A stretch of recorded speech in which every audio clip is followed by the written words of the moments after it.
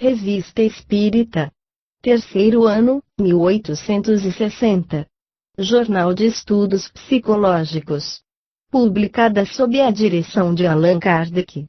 Dezembro de 1860. A arte pagã, a arte cristã, a arte espírita.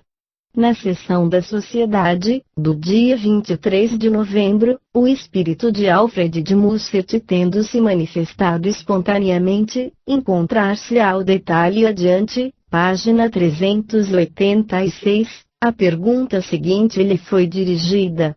A pintura, a escultura, a arquitetura, a poesia foram alternativamente inspiradas pelas ideias pagãs e cristãs.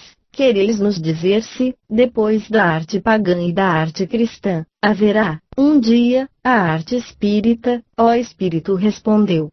Fizestes uma pergunta que se responde por si mesma. O verme é verme, torna-se verme de seda, depois borboleta. O que há de mais aéreo, de mais gracioso do que uma borboleta?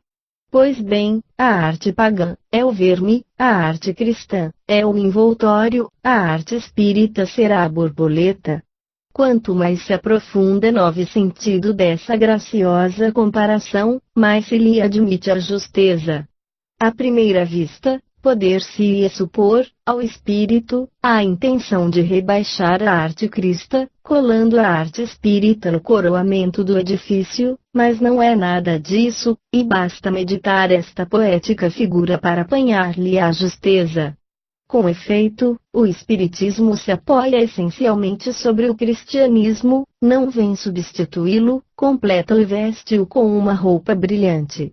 Na infância do cristianismo, encontram-se os germes do espiritismo. Se repelissem mutuamente, um renegaria o seu filho e o outro o seu pai. O espírito, em comparando o primeiro ao verme e o segundo à borboleta, indica perfeitamente o laço de parentesco que os une. A mais, a própria figura pinta o caráter da arte que um inspirou e que outro inspirará. A arte cristã, sobretudo, deveu-se inspirar nas terríveis provas dos mártires e revestir a severidade da origem materna. A arte espírita, representada pela borboleta, se inspirará nos vaporosos e esplêndidos quadros da existência futura desvendada, alegrará a alma que a arte cristã tomará de admiração e de temor, será o canto de alegria depois da batalha.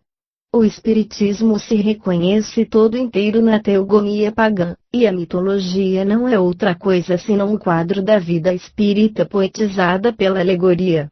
Quem não reconhece o mundo de Júpiter nos Campos Elíseos, com os seus habitantes de corpos etéreos, e os mundos inferiores no seu Tártaro, as almas errantes nos manes, os espíritos protetores da família nos lares e nos penaias, no letes, esquecimento do passado no momento da reencarnação, nas suas pitonisas, os nossos médiuns videntes e falantes, em seus oráculos, as comunicações com os seres de além-túmulo.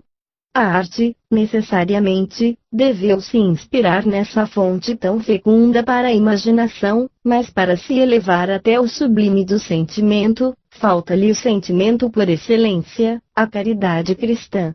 Os homens não conhecem senão a vida material. A arte procurou, antes de tudo, a perfeição da forma.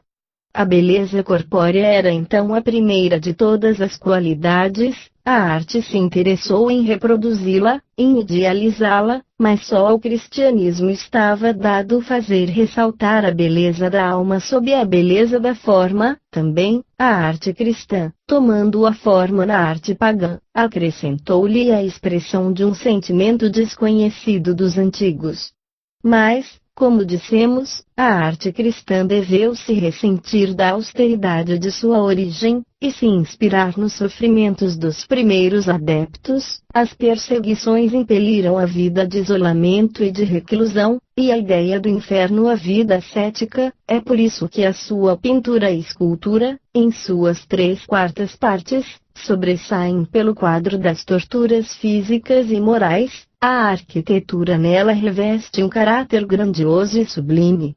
Mais sombrio, Sua música é grave e monótona como uma sentença de morte, a sua eloquência é mais dogmática do que tocante, a própria beatitude nela traz marca de tédio, de ociosidade e de satisfação toda pessoal, aliás, ela está longe de nós, tão alto colocada, que nos parece quase inacessível, por isso nos toca tão pouco quando não a vemos reproduzida sobre a tela ou o mármore.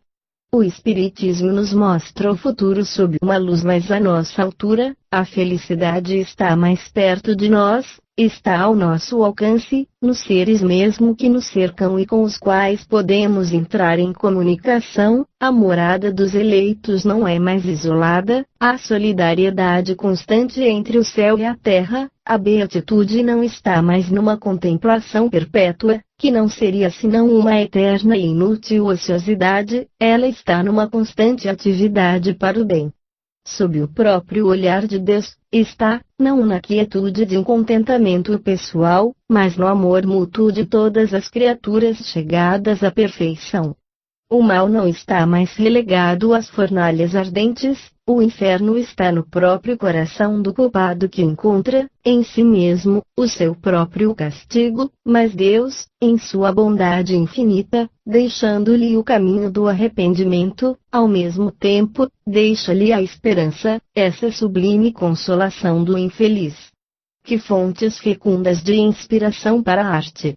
Que obras-primas essas ideias novas não podem criar pela reprodução de cenas tão variadas e, ao mesmo tempo, tão suaves ou tão pungentes da vida espírita.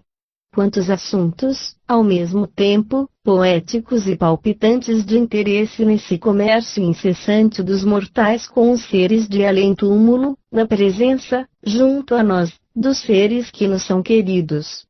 Isso não será mais a representação de despejos frios e inanimados, será a mãe tendo ao seu lado a sua filha querida, em sua forma etérea e radiosa de felicidade, um filho ouvindo com atenção os conselhos de seu pai que vela por ele, o ser pelo qual se pede vem testemunhar o seu reconhecimento.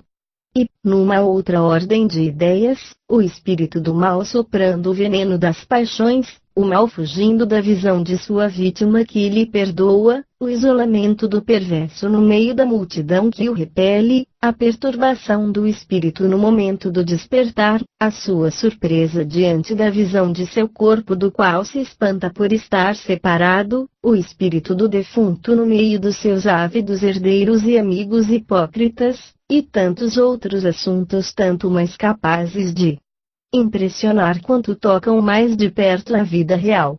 O artista quer se elevar acima da esfera terrestre?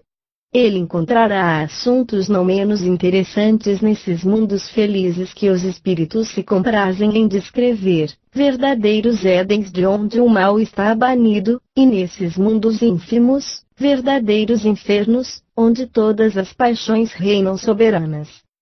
Sim, nós o repetimos, o Espiritismo abre à arte um campo novo, imenso, e ainda inexplorado, e quando o artista trabalhar com convicção, como trabalharam os artistas cristãos, aurirá nessa fonte as mais sublimes inspirações. Quando dizemos que a arte espírita será um dia uma arte nova, queremos dizer que as ideias e as crenças espíritas darão, às produções do gênio, um cunho particular, como ocorreu com as ideias e as crenças cristãs. Não que os assuntos cristãos jamais caiam em descrédito, longe disso, mas, quando um campo está respigado, o ceifeiro procura colher alhures, e colherá abundantemente no campo do espiritismo. Já o fez, sem dúvida, mas não de um modo tão especial como fará mais tarde, quando para isso será encorajado e excitado pelo assentimento geral, quando essas ideias estiverem popularizadas, o que não pode tardar, porque os cegos da geração atual desaparecem, cada dia, da cena pela força das coisas, e a geração nova terá menos preconceitos. A pintura foi mais de uma vez inspirada por ideias desse gênero, na poesia sobretudo elas pululam, mas estão isoladas, perdidas na multidão, o tempo virá em que farão eclodir obras magistrais, E a arte espírita terá seus Rafaéis e seus Miguel Ângelos, como a arte pagã teve os seus Apeles e os seus Fídias.